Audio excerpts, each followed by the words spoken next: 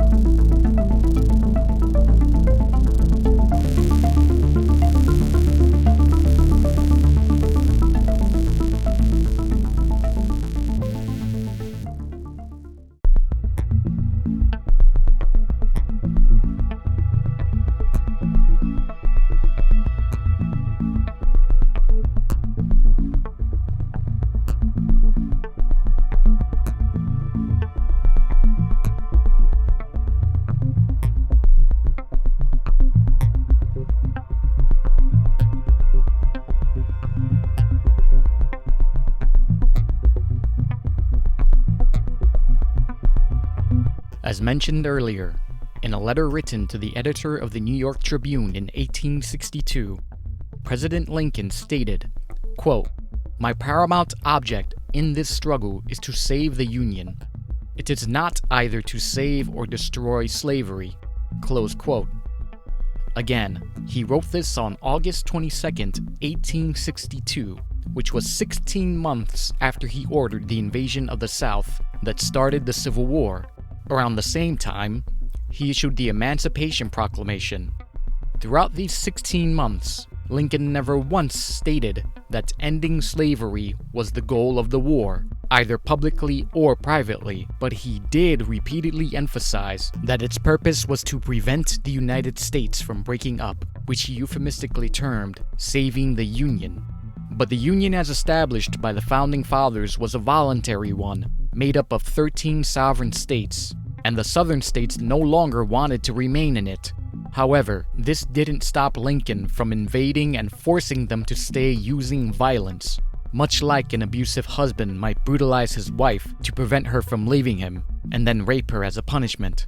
Thus, what Lincoln meant by saving the Union was crushing the South's right to self-governance and defecating on the founding documents of the country in order to do so, all to feed his hunger for power.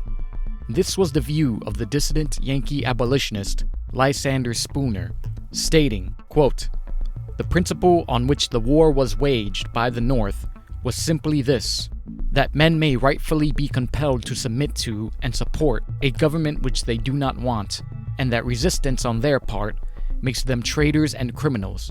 Close quote. Noticing the ever-apparent appetite for imperial expansion in the North, on December 13th, 1860, just 4 months before the start of the war, the New York Times wrote, quote, "There is no nation in the world so ambitious of growth and power, so thoroughly pervaded with the spirit of conquest, so filled with dreams of enlarging dominions as ours. This thirst for national power still rages unrestrained." Close quote. Additionally, foreign observers outside of the United States had a uniquely objective perspective on the war, not being caught up in the emotions or propaganda of it, and not being capable of being censored or shut down for being critical of it, as Lincoln did to 300 northern newspapers. After scrutinizing the reasons for the conflict given by Lincoln, in 1862, the London Quarterly Review periodical concluded, quote, "For the contest on the part of the North is now undisguisedly for empire. The question of slavery is thrown to the winds. There is hardly any concession in its favor that the South could ask which the North would refuse, provided only that the seceding states would re-enter the Union. Away with the pretense on the North to dignify its cause with the name of freedom of the slave." Close quote. Additionally, in 1865, the British weekly Athenaeum stated, quote, "Many different motives urged her, the North, to begin the work on which she lavished blood and treasure, She fought for all those delicious dreams of national predominance in future ages, which she must relinquish as soon as the Union is severed. They saw the necessity for an undivided nation. They knew that banded together, they might achieve all their promises and predictions, but that their historical preeminence would be sacrificed as soon as they consented to a dissolution of partnership. Close quote. The Quarterly Review went as far as to compare President Lincoln's imperial ambitions to the European dictator monarch of France, stating, quote, "There was little difference between the government of Mr. Lincoln and the government of Napoleon III." Close quote.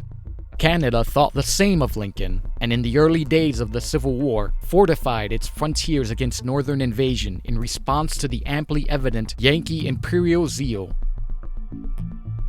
So if Lincoln's intent was to quote-unquote save the Union, which actually meant saving his dream of American empire, then where did the lie that the Civil War was fought to end slavery come from?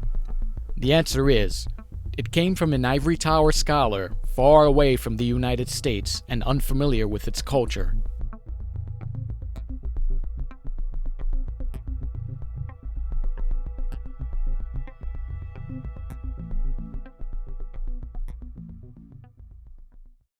Thank you for watching that episode of Cancel Lincoln. If you enjoyed the video, do me a favor, hit the like button and subscribe to my channel while you're at it. It really goes a long way in spreading the content. Thank you again, fellow rabble-rousers.